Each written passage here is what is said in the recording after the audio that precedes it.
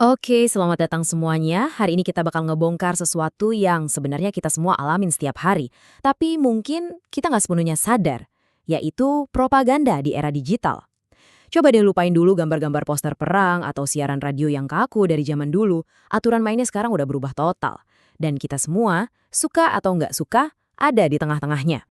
Pernah nggak sih Anda lagi asik scroll media sosial, terus tiba-tiba nemu satu unggahan yang bikin Anda emosi banget? Atau sebaliknya, bikin Anda setuju banget, kayak, nah, ini dia yang gue pikirin. Seolah-olah konten itu dibuat khusus buat Anda, buat mancing reaksi Anda. Kalau pernah, selamat, Anda baru aja bersentuhan langsung sama mesin raksasa bernama Propaganda 2.0. Tapi tunggu dulu, biar kita benar-benar paham revolusi yang lagi terjadi sekarang, kita perlu mundur sedikit. Yuk kita buka lagi buku panduan propaganda versi lama buat lihat seberapa jauh sih perubahannya. Coba bayangin, propaganda zaman dulu itu kayak toa atau pengeras suara raksasa di tengah alun-alun kota. Pesannya cuma satu, suaranya cuma satu, dan disiarin ke semua orang, nggak peduli siapa mereka. Komunikasinya satu arah, dari atas ke bawah, dari pemerintah ke rakyat. Nggak ada kolom komentar, nggak ada tombol share. Pokoknya pesannya seragam, kuat, dan tujuannya cuma satu, menciptakan satu realitas tunggal buat semua orang. Nah, sekarang buang jauh-jauh deh bayangan pengeras suara tadi. Karena apa yang dibawa internet itu bukan sekedar pembaruan, ini revolusi. Perubahan total dalam cara kerja, pengaruh, dan persuasi. Selamat datang di era propaganda 2.0. Perbedaannya benar-benar fundamental. Suara tunggal dari atas itu sekarang diganti sama obrolan yang, ya bisa dibilang kacau. Dari segala arah, banyak ke banyak. Nggak ada lagi pusat kendali pesan. Yang ada cuma jaringan yang tersebar luas. Dan yang paling penting, kita bukan lagi penonton pasif. Kita sekarang jadi partisipan aktif. Pesan yang kita terima juga bukan lagi satu untuk semua, tapi dibuat khusus, personal, buat kita masing-masing. Dan ini dia nih, inti dari perubahannya. Sesuatu yang benar-benar harus kita resapi baik-baik. Kekuatan terbesar propaganda 2.0 itu bukan lagi soal pesan yang disiarin pemerintah, tapi kemampuannya buat ngubah kita, para pengguna, jadi mesin propaganda itu sendiri. Kita bukan lagi target, kita udah jadi roda penggeraknya. Terus gimana cara kerjanya? Ini kayak jebakan 4 langkah yang cerdas banget. Pertama, Anda disodorin konten yang emang udah dirancang khusus buat mancing emosi Anda. Kedua, Anda kepancing, bisa marah, takut, atau malah seneng banget. Ketiga, dorongan emosi itu bikin Anda ngerasa, wah ini harus di-share.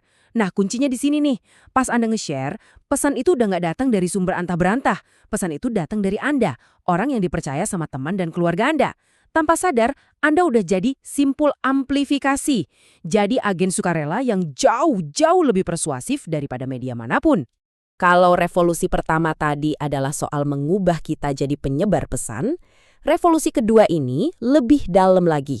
Ini tentang kemampuan buat menargetkan bukan lagi sebuah kelompok, tapi satu individu. Satu pesan khusus untuk satu orang. Ini namanya penargetan psikografis. Gini deh, setiap klik, setiap like, setiap komentar yang Anda tinggalin di internet itu kan ninggalin jejak digital. Nah, dengan big data dan AI, semua jejak itu dianalisis buat ngebikin semacam peta kepribadian Anda. Apa sih yang Anda takuti? Apa yang Anda pengen banget? Apa pemicu emosi Anda? Dengan peta psikologis ini, mereka bisa bikin pesan yang bukan cuma Anda lihat, tapi Anda rasain secara personal.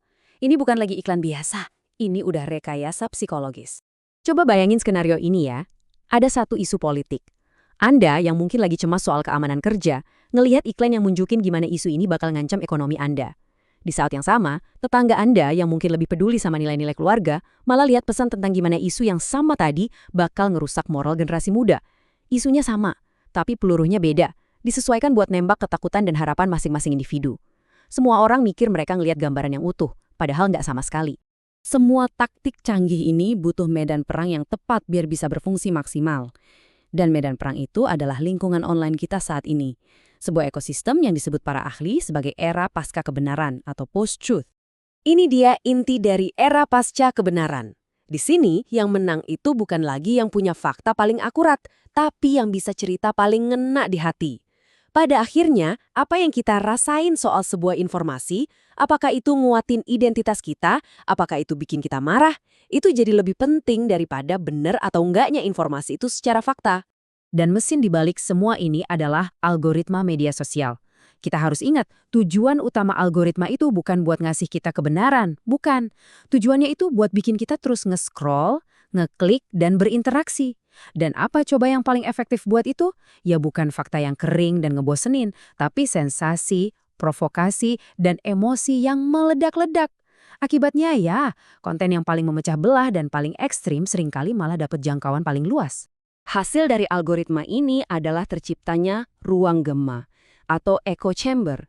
Bayangin Anda ada di satu ruangan di mana setiap kali Anda ngomong, puluhan suara lain cuma ngeiyain omongan Anda, bahkan lebih kencang. Nah, algoritma media sosial ngelakuin hal yang sama secara digital. Mereka cuma nyajiin informasi yang ngekonfirmasi apa yang udah kita yakini. Sampai akhirnya, kita lupa kalau ada suara atau pandangan lain di luar sana. Kita jadi terisolasi di dalam gelembung realitas kita sendiri. Di medan perang ini, para penjaga gerbang informasi, kayak editor dan jurnalis profesional, itu seolah udah kehilangan kuasanya. Di timeline Anda, sebuah laporan investigasi mendalam dari media terkemuka, tampilannya bisa persis sama kayak sebuah meme yang dibikin akun anonim yang ternyata didanai intelijen asing. Semua penanda kredibilitasnya udah lebur jadi satu. Terus ada juga prajurit-prajurit digitalnya, ribuan akun bot otomatis. Mereka ini kayak pasukan hantu yang bisa membanjiri sebuah percakapan. Mereka bisa bikin ilusi seolah-olah ribuan orang setuju sama satu hal, bikin tagar jadi trending. Mereka juga bisa jadi regu penyerang yang secara terkoordinasi, ngintimidasi dan ngebungkam suara-suara yang dianggap musuh. Jadi, apa konsekuensi dari semua ini? Ini bukan lagi cuma sekedar soal hoax atau berita bohong ya, taruhannya jauh lebih besar dari itu. Kita sedang menghadapi krisis kebenaran itu sendiri. Para ahli punya istilah buat ini, krisis epistemik. Kedengarannya emang rumit, tapi artinya sebenarnya simpel. Kita, sebagai sebuah masyarakat, kehilangan kemampuan buat sepakat tentang apa itu fakta. Bayangin aja kita semua mau bangun rumah bareng, tapi setiap orang pakai penggaris yang beda-beda. Ya nggak akan jadi rumahnya kan? Nah, itulah yang terjadi ketika setiap kelompok hidup di dalam gelembung realitasnya sendiri, dengan fakta dan bukti versinya masing-masing. Ancaman ini jadi sangat nyata, terutama buat negara yang sangat beragam seperti Indonesia. Sumber yang kami kaji ini pakai istilah yang cukup mengerikan, warga negaranya sendiri bisa dipersenjatai.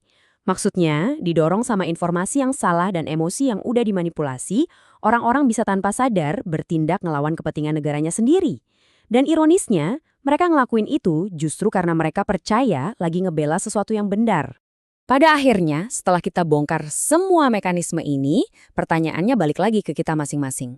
Di medan perang informasi ini, pertahanan pertama kita adalah kesadaran. Jadi, sebelum kita ngeklik suka atau bagikan lagi, coba deh kita berhenti sebentar dan bertanya, apakah saya sedang berbagi pencerahan?